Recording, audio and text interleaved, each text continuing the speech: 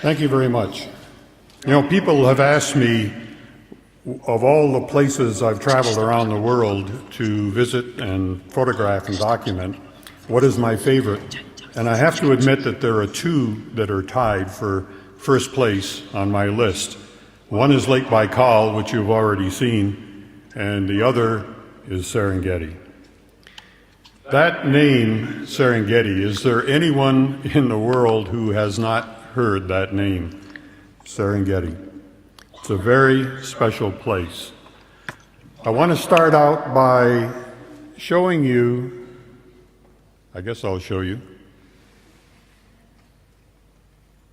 the geography of the Serengeti region, because it's important to what I'm going to say in a few minutes. The dark mass in the center, of course, is Lake Victoria, and you can see that outlined in green is the Serengeti ecosystem, mostly in Tanzania, but it overlaps into the Masai Mara in southern Kenya. Uganda to the north, Rwanda, Burundi to the west, and the Democratic Republic of the Congo. I'll get back to those and the role they play in the future of Serengeti in a moment.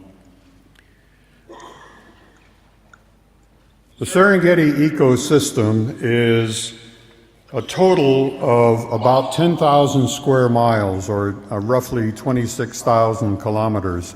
And at the heart of it is Serengeti National Park. Now, I've often described visiting Serengeti, it's like stepping back and seeing the world when it was young. It is one of the world's beautiful landscapes. And the name Serengeti comes from a Maasai word, Serengetu, which means ended or extended or endless. And it certainly has that feeling. And of course, a big feature and draw for people going to Serengeti is the greatest land mammal migration on Earth. Upwards of 2 million animals make this migration. In December and January, it may begin in the Masai Mara, moving down into the eastern shortgrass plains, and by February, March, and April in the eastern shortgrass plains, later moving into the central plains, and then once again, later in the year, moving once more back into the Masai Mara. The driving force behind all of this, of course, is rain and fresh grasses. You have to feed a lot of mouths.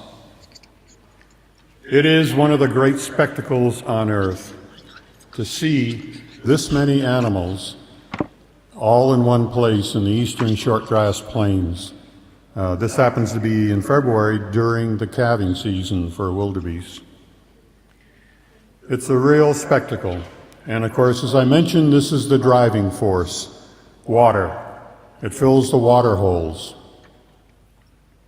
When it dries up, you have to move on, or you die. That's just the way it works in the Serengeti ecosystem. These animals have to keep moving. Let's take a look at some parts of the food chain in Serengeti, starting with the predators. Lions, of course, are the social animals, social cats living in prides. And if you've ever been to the Serengeti ecosystem, you kind of take lions for granted. You always see them. They're always around somewhere, but maybe not always.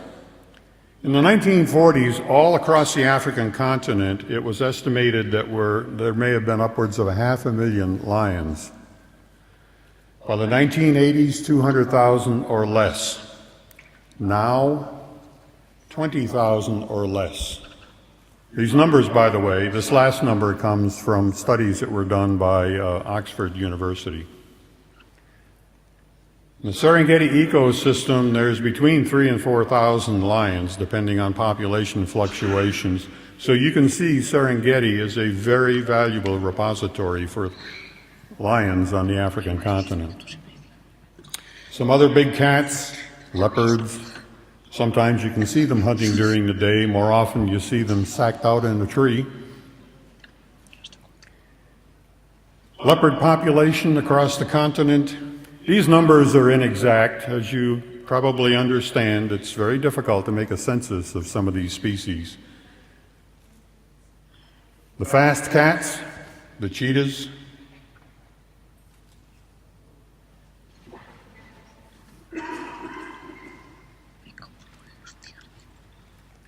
population across Africa, about 12,000. I was surprised by this number for the Serengeti ecosystem. It's only around 300. Surprisingly, they seem to be concentrated in certain areas where there are fewer hyenas and lions to compete. So there's not a large population of cheetahs in the Serengeti ecosystem. When we get into the megafauna, black rhinos. This is what's happening to rhinos all across the African continent. It is a crisis right now. The poaching is completely out of hand for rhinos and elephants. I chose this date, 1906, because that was when Teddy Roosevelt made his famous safari in Africa. And the estimated population, who knows, but it could have been as many as 500,000. Today, 3,600 black rhinos and declining rapidly. In the Serengeti ecosystem, about 60. Elephants. These are wonderful animals if you've spent time around elephants.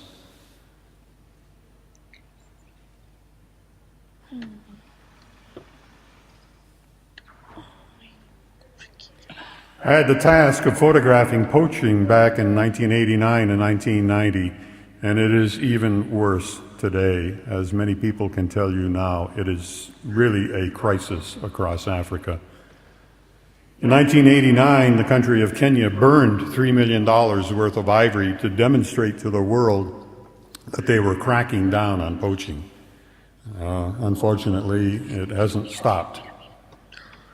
Elephant populations in 1979, 1.2 million. A decade later, 600,000. Today, that number, 425,000, may be very optimistic. In the Serengeti ecosystem, about 4,000, and actually that may be increasing because of pressure forcing elephants into the Serengeti from areas that are heavily poached. There are so many more species in this intricate web of the Serengeti ecosystem, and it's a beautiful landscape as well. And it's obviously a big draw for tourism. Tourism in Tanzania is estimated at close to $2 billion a year. That's very significant for Tanzania. Now, back to the Serengeti ecosystem. In 2010, we learned about a government-planned commercial highway, that red line, slicing like a knife wound across the Serengeti ecosystem. Now, contrary to popular belief, that project has not been shelved. It's only gone underground and gotten very quiet on the part of the Tanzanian government. We have proposed a southern route, that green line that completely bypasses the park. The significance is that it is 95% complete now, and with little upgrading could become a good commercial transportation corridor and serves 4 times as many people. That commercial corridor cutting across Serengeti would become an avenue for poachers, so the poaching problem would become even worse. You can see that cuts across the migratory path. Even worse, they're talking about a transportation corridor that may include a railroad from a port that's being built in Mwambati Harbor near Tanga, going up to Lake Natron, which, by the way, is under threat also. It's the largest nesting area for lesser flamingos. Uganda has new oil discoveries. South Sudan is looking for a new pipeline route for their oil. Tanzania is on the table. so this may become a site of the past. We formed an organization called Serengeti Watch with the idea of not only alerting the world about the threats to Serengeti, but also to begin funding some education projects. And I want to introduce my friend who is running that project, Meyasi, Meshilieck, Mollel. And he'll tell you about the success they've had so far and what we continue to want to do.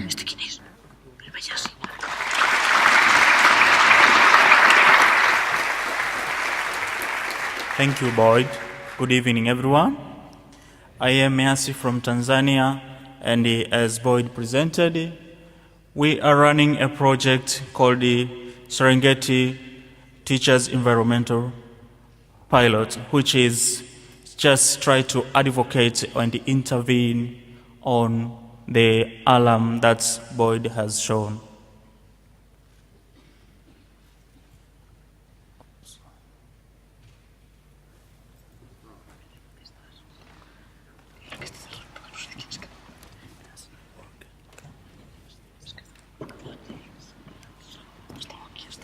To the end of my program.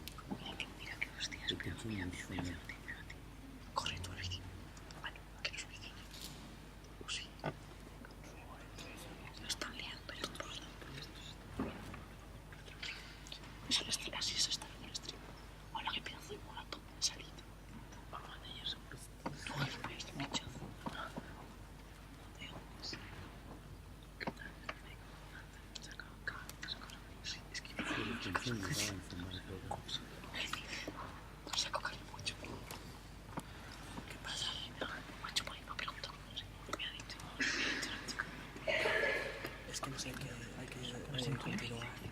Desde el programa del ponente anterior. Entonces la serie. Okay, while fixing, so from that point, we know that the young generation, young boys in schools and colleges, have a big impact if they come across this wonderful national park, Tanzania, we are privileged to have.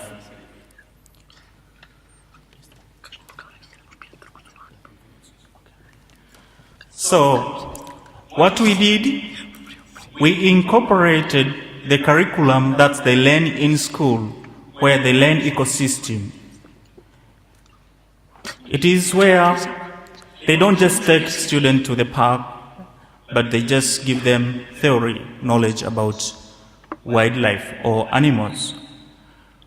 But we said, in cooperation with this Serengeti Watch, I think it is the time where we enriched this curriculum of ecosystem, whereby we tell them if we remove a lion or an antelope in the food chain, what is the impact?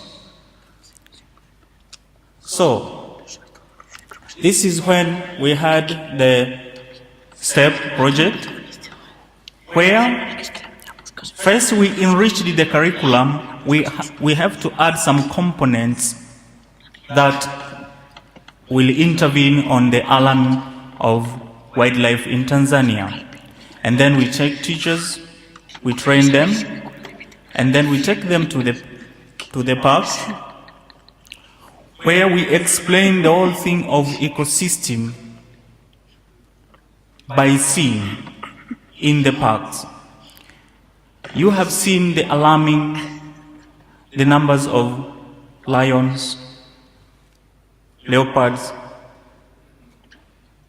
elephants, and the whole poaching. Who are doing this? These are the people around the parks. But if these young boys who are studying in their curriculum get to know what is ecosystem, they have the impact because they go to the parent. I think it is not good to kill an elephant. It's not good to kill a lion. Because tomorrow generation, they might not be able even to see a lion, a rhino, or leopard. So that is the curriculum we enriched in. And we give these students films, cameras with films. When they are in the park, they have to take photos so that they share with their fellow students. And also, these teachers who attend the training, they have a big impact. By doing this, like Mwalimu Nyerere had a manifesto that the wildlife of Tanzania belong to the world. But what is happening now is a different thing. So this is the time, but imagine even in the curriculum, there is no Mwalimu Nyerere manifesto, but what we enriched there is Mwalimu Nyerere manifesto, and everybody was astonished. By doing this, we expect to run different workshops and different competitions of essay writing in relation to media, where we ask the schools to compete on writing the best way to conserve wildlife or animals in Tanzania. That's where we have these government people in to reward these students, and when they reward them, they reward what they write best, how to protect these animals.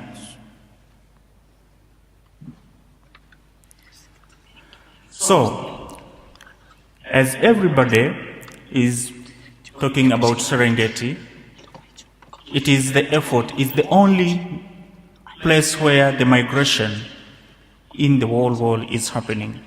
But we need to do something, and that's what we urge for everyone to speak about this. Join us in Serengeti Watch and see what is happening. Then I turn over to my colleague Boyd.